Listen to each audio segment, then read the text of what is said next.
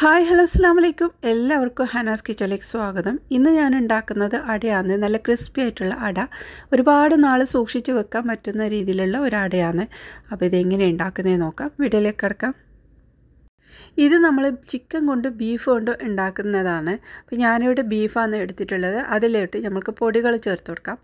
2 table spoon മുളക് പൊടി, 1.5 table spoon മല്ലിപ്പൊടി, പിന്നെ 1/4 ടീസ്പൂൺ മഞ്ഞൾപ്പൊടി, പാകത്തിനുള്ള ഉപ്പും ചേർത്ത്, പിന്നെ കുറച്ച് വിനീഗറും കൂടി ചേർത്ത് കൊടുത്ത് 2 ടീസ്പൂൺ വിനീഗറും ചേർത്തിട്ട് നമുക്കിതൊന്ന് വേവിച്ചെടുക്കാം.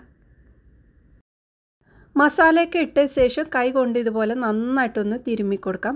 അപ്പോൾ ഇത് 3/4 കിലോയിലുണ്ട്. ഇത് ഫുള്ളായിട്ട് ഞാൻ ഇതിനേക്ക് എടുക്കുന്നതല്ല, കുറച്ച് അച്ചാറിൻ്റെ ഓർഡറും കൂടി ഉണ്ടായിരുന്നു കേട്ടോ. അപ്പോൾ അതിനേക്കും വേണ്ടിയിട്ടാണ് കുറച്ചും കൂടുതൽ എടുത്തത് തന്നെ. അപ്പോൾ ഇതാ കൈ കൊണ്ട് മിക്സാക്കിയ ശേഷം നമുക്കിത് വേവിച്ചെടുക്കാം. അപ്പോൾ ബീഫ് വേവുന്ന സമയത്ത് നമുക്കിതാ ഇതിന് വേണ്ടിയിട്ടുള്ള മാവൊന്ന് കുഴച്ച് വെക്കാം. 2 കപ്പ് മൈദ എടുത്തിട്ടുണ്ട്. അതൊരു പാത്രത്തിലേക്ക് മാറ്റി ഇനി ഇതിലോട്ട് ഉപ്പ് ചേർത്ത് കൊടുക്കാം. നമ്മൾ ഇതിലേക്ക് ഉപ്പ് വളരെ കുറച്ച് ഇട്ടാൽ മതി കേട്ടോ. നമ്മളെ മസാലയൊക്കെ ആണ് കൂടുതൽ നമുക്ക് ടേസ്റ്റ് വരുന്നത്. അപ്പോൾ ഇതിലേക്ക് ഞാൻ 1/4 ടീസ്പൂൺ ഉപ്പ് ചേർത്തിട്ടുണ്ട്. പിന്നെ 1 ടേബിൾ സ്പൂൺ ഓയിലാണ് ചേർത്തത്. എന്നിട്ട് ഇതുപോലെ നന്നായിട്ടൊന്ന് മിക്സാക്കി എടുക്കാം. കൈകൊണ്ട് നന്നായിട്ട് മിക്സാക്കി എടുക്കണം. അപ്പോൾ നമ്മൾ ഇതിലേക്ക് 1 ടേബിൾ സ്പൂൺ മാത്രമല്ല കേട്ടോ, ഇനി ഞാൻ ഇതിലേക്ക് നെയ്യാണ് ചേർക്കുന്നത്. നമുക്ക് നെയ്യായാലും ഓയിലായാലും ഇതിലേക്ക് യൂസ് ആക്കാം. നമ്മൾ കൂടുതൽ ഓയിൽ ഉപയോഗിച്ച് കഴിഞ്ഞാൽ നമ്മളെ സ്നാക്ക് നല്ല ക്രിസ്പി ആയിട്ടുണ്ടാവും. വെള്ളം കുറച്ചാണ് ഉപയോഗിക്കേണ്ടത്. അപ്പോൾ ഇവിടെ ഞാൻ 1/2 കപ്പോളം വെള്ളം എടുത്തിട്ടുണ്ട്. അത് ഇതിലേക്ക് ഇട്ട് കുറേശ്ശെ ഒഴിച്ചിട്ട് നമുക്കിത് മിക്സാക്കി എടുക്കാം. ഒന്നിച്ച് ഒഴിക്കാൻ പാടില്ല കേട്ടോ, കൂടുതലായി പോവാതിരിക്കാൻ വേണ്ടിയിട്ട് ശ്രദ്ധിക്കണം. നല്ല കുറച്ചാണ് നമ്മൾ ഇതിലേക്ക് വെള്ളം ഒഴിക്കേണ്ടത്. എല്ലാ മൈദയും ഒരുപോലെ ആയിരിക്കില്ല, അതിൻ്റെ ക്വാളിറ്റിയിലെല്ലാം വ്യത്യാസം ഉണ്ടാകും. അതിനനുസരിച്ചിട്ട് നമ്മൾക്ക് ഇതിലുള്ള വെള്ളം ഒഴിക്കുന്നതും വ്യത്യാസം വരും കേട്ടോ. അപ്പോൾ ഞാനിവിടെ എടുക്കുന്ന അളവ് നിങ്ങൾ ഉപയോഗിക്കുന്നതിലും വ്യത്യാസം ഉണ്ടാകും. അപ്പോൾ ഈ ഒരു അളവിൽ തന്നെ എടുക്കണം എന്നില്ല, നല്ല ടൈറ്റായിട്ടുള്ള മാവാണ് നമുക്ക് വേണ്ടത്. അപ്പോൾ അതിനനുസരിച്ചിട്ട് കുറേശ്ശെ വെള്ളം ഒഴിച്ചിട്ട് നമ്മളിതൊന്ന് മിക്സാക്കി എടുക്കും. അപ്പോൾ ഞാനിപ്പോൾ ഇവിടെ ആദ്യം 1/2 കപ്പോളം വെള്ളമാണ് ഇതിലേക്ക് ഒഴിച്ചത്. അപ്പോൾ ഇതെനിക്ക് പോരാ, അത് ഒന്നുകൂടെ വേണ്ടി വരുന്നത്. അപ്പോൾ അതുകൊണ്ട് തന്നെ വീണ്ടും ഒരു 3/4 കപ്പോളം ഞാനിതിലേക്ക് ഒഴിച്ചിട്ടുണ്ട് കേട്ടോ. അപ്പോൾ 3/4 കപ്പ് വെള്ളം ഞാനിതിലേക്ക് ഒഴിച്ചിട്ട് ഇത് ഈ ഒരു രീതിയിലാക്കി എടുത്തിട്ടുണ്ട്. ഇപ്പോൾ നല്ല കട്ടിയിലാണ് ഈ ഒരു മാവുള്ളത്. അപ്പോൾ നമ്മൾ ഇതിലേക്ക് ഈ ഒരു സമയത്ത് നെയ്യ് ഒഴിച്ചിട്ട് ഒന്നും കൂടെ കുഴച്ച് കഴിഞ്ഞാൽ കുറച്ചും കൂടെ സോഫ്റ്റായിട്ട് കിട്ടും. അപ്പോൾ ഒന്നിച്ച് ഇടേണ്ട, നെയ്യും ഇതേപോലെ കുറേശ്ശെ ഇട്ട് ഒന്ന് കുഴച്ചെടുക്കാം. അപ്പോൾ 1 ടീസ്പൂൺ ഇട്ടിട്ടുണ്ട്, നിറച്ച് എടുത്തിട്ടുണ്ട് കേട്ടോ ഈ ഒരു നെയ്യ്. അപ്പോൾ ഇതുപോലെ നന്നായിട്ടൊന്ന് മിക്സാക്കി എടുക്കാം. 2 ടീസ്പൂണാണ് നെയ്യ് ഞാനിതിലേക്ക് ഉപയോഗിച്ചത്. എന്നിട്ട് ഇതുപോലെ നന്നായിട്ട് മിക്സാക്കി എടുത്തിട്ടുണ്ട്. ഇതൊന്ന് കുഴച്ച് കഴിഞ്ഞാൽ തന്നെ നല്ല സോഫ്റ്റായിട്ട് കിട്ടും. പിന്നെ നമ്മളിത് മിക്സ് ഇതുപോലെ മാറ്റി വെച്ച് കുറച്ച് കഴിഞ്ഞിട്ടാണ് നമ്മളിത് ഉണ്ടാക്കിയെടുക്കുന്നത്. ആ ഒരു സമയത്ത് കുറച്ചും കൂടെ സോഫ്റ്റായിട്ട് വരും കേട്ടോ. അപ്പോൾ ഇതാ നമ്മളിത് നന്നായി കുഴച്ച് റെഡിയാക്കി എടുത്തിട്ടുണ്ട്. ഇനി നമുക്കിതിൻ്റെ മുകളിലോട്ട് കുറച്ചും കൂടെ ഒന്ന് നെയ്യ് തടവിയിട്ട് ഒന്ന് മാറ്റി വെക്കാം. നമ്മൾ ഉണ്ടാക്കുന്ന സമയത്ത് കുറച്ചും കൂടെ സോഫ്റ്റായിട്ട് വരും ഇത്. അപ്പോൾ ഇതാ നമ്മുടെ ബീഫെല്ലാം വെന്ത് റെഡി ആയിട്ടുണ്ട്. ഇനി നമ്മളിത് കുറച്ച് മാറ്റി വെക്കാം. അപ്പോൾ 1 കപ്പോളം ബീഫ് ഞാൻ ഇതിൽ നിന്ന് മാറ്റി വെക്കുന്നുണ്ട് കേട്ടോ. അപ്പോൾ ഇത് ഫുള്ളായിട്ട് ഞാൻ എടുക്കുന്നില്ല, കുറച്ച് ഞാൻ അച്ചാറും കൂടി ഉണ്ടാക്കുന്നുണ്ട്. അപ്പോൾ ഇത് നല്ല പാകത്തിന് വെന്തിട്ടുണ്ട്. നമ്മൾ ഇതല്ലെങ്കിൽ ചിക്കൻ എടുക്കാം കേട്ടോ. ചിക്കൻ്റെ ബ്രസ്റ്റ് പീസ് ഇതുപോലെ വേവിച്ചതിന് ശേഷം ഒന്ന് പൊടിച്ചെടുത്താൽ മതി. അപ്പോൾ ഇതാ ഈ ഒരു ചോപ്പറിൽ ഇട്ട് നമുക്കിത് പൊടിച്ചെടുക്കാം. അപ്പോൾ ഈ ഒരു ചോപ്പറിൻ്റെ കാര്യം പറയുമ്പോൾ ഒരുപാട് ആൾക്കാർ ഇതിനെക്കുറിച്ച് കൂടുതൽ വീഡിയോസ് ചെയ്യുമോ എന്നുള്ളത് ചോദിച്ചിട്ടുണ്ട്. ഈ ഒരു ചോപ്പർ എൻ്റെ കയ്യിൽ 20 വർഷത്തിലധികമായിട്ടോ മാഷാ അല്ലാ. ഞാൻ ഇതിൽ ആദ്യമൊക്കെ വെജിറ്റബിൾസ് മാത്രമായിരുന്നു കട്ട് ചെയ്യുന്നത്. പിന്നെ ഞാനിതിൽ ചിക്കന്, ബീഫ് എല്ലാം കട്ട് ചെയ്യും. അപ്പോൾ ഇത് കെൻവുഡ് കമ്പനിയാണ് കേട്ടോ. ഇത് നല്ല ഇത് ജസ്റ്റ് ഒന്ന് ഇങ്ങനെ ഒന്ന് പ്രസ് ചെയ്ത് കൊടുത്താൽ മാത്രം മതി, നമ്മൾക്കിതിലെല്ലാം കട്ട് ചെയ്യാൻ പറ്റും. അപ്പോൾ ഇവിടെ ഞാൻ സൗദിയിൽ വന്ന ആ ഒരു സമയത്താണ് ഞാനിത് വാങ്ങിയത്. അപ്പോൾ ഇത് ബീഫെല്ലാം പെട്ടെന്ന് ഇതായിട്ട് കിട്ടും. പിന്നെ ഞാൻ ഇത് പറഞ്ഞല്ലോ കുറേ വർഷമായി ആ ഒരു ഉപയോഗിക്കുന്നതിൻ്റെ ഇതിൽ തന്നെ അതിലുള്ള ബ്ലേഡും ഒന്ന് പൊട്ടിയിട്ടും ഉണ്ട് കേട്ടോ. അപ്പോൾ ഇതാ ഈ ഒരു ബീഫ് ഇതാ നന്നായിട്ട് തന്നെ പൊടിഞ്ഞു കിട്ടിയിട്ടുണ്ട്. നമ്മൾ കയ്യോട് ചെയ്യുന്ന പോലെ തന്നെയാണ് നമുക്ക് ഇതിലാക്കി കിട്ടുന്നത്. നമ്മൾ മിക്സിയിലിട്ട് കഴിഞ്ഞാൽ അരഞ്ഞ പോലെയല്ലേ കിട്ടുന്നത്. ഇതിലാകുമ്പോൾ അങ്ങനെയല്ല, നമ്മൾ കയ്യോട് ചെയ്യുന്ന പോലെ തന്നെ ഉണ്ട്. അപ്പോൾ ഇതാ ഈ ഒരു ബ്ലേഡിൻ്റെ ആ താഴത്തതൊന്നും ഒന്ന് പൊട്ടിയിട്ടുണ്ട്. എന്നിട്ടും എനിക്കിത് വർക്ക് ചെയ്യാൻ പറ്റുന്ന നല്ല രീതിയിൽ ഉപയോഗിക്കാനും കഴിയുന്നത്. ഇതുപോലെയുള്ള വീഡിയോസൊന്നും ഞാൻ ഇതുവരെ ചെയ്തിട്ടാണ്. അപ്പോൾ പറഞ്ഞത് കൊണ്ട് മാത്രമാണ് കേട്ടോ ഞാനിങ്ങനെ എടുക്കുന്നത്, അല്ലെങ്കിൽ ഞാൻ ചെയ്യട്ടെ എന്നില്ല കേട്ടോ. അപ്പോൾ ഇതെല്ലാം റെഡി ആയിട്ടുണ്ട്. ഇനി നമ്മളെ കുക്കിങ്ങിലോട്ട് കിടക്കാം. അപ്പോൾ അതാ പാനിലേക്ക് കുറച്ച് ഓയിൽ ഒഴിച്ച് കൊടുത്തിട്ടുണ്ട്.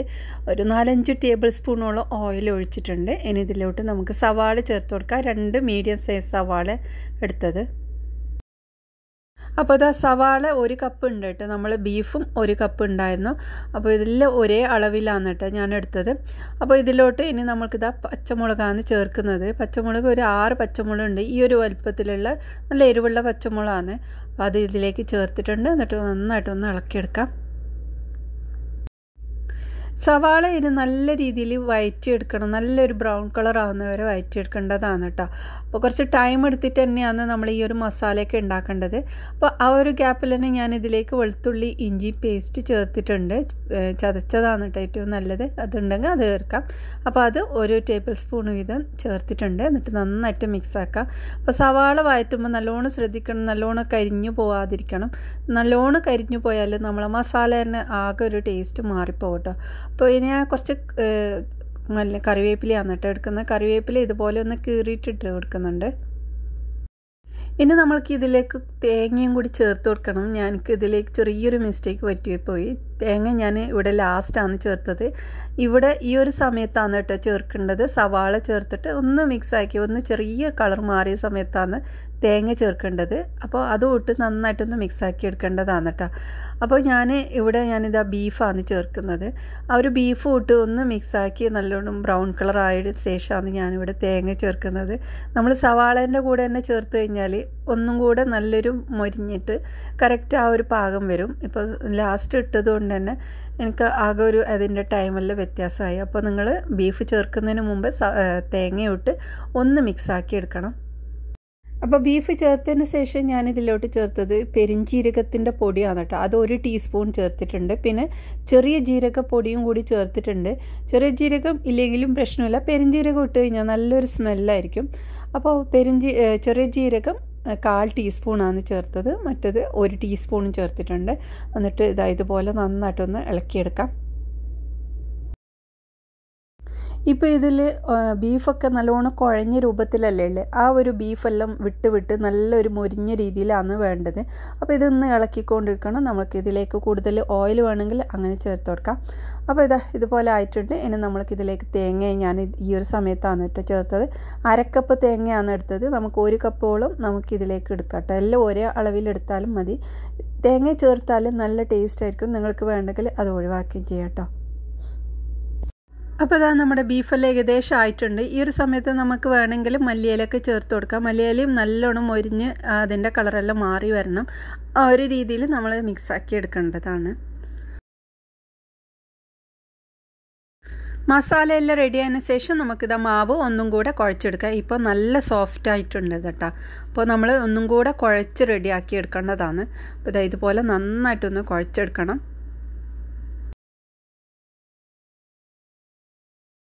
അപ്പോൾ ഇതെല്ലാം കുഴച്ച് റെഡിയായതിന് ശേഷം നമുക്ക് ഓരോ ബോൾസാക്കി മാറ്റി വെക്കാം. ഇനി നമ്മൾക്കിതൊന്ന് പരത്തിയെടുക്കാം. നല്ല തിന്നാക്കി പരത്തിയെടുക്കണം. അപ്പോൾ അതിനായിട്ട് ഞാനിവിടെ കുറച്ച് മൈദയും കുറച്ച് കോൺഫ്ലവറാണ് കേട്ടോ ഇട്ടിട്ടുള്ളത്.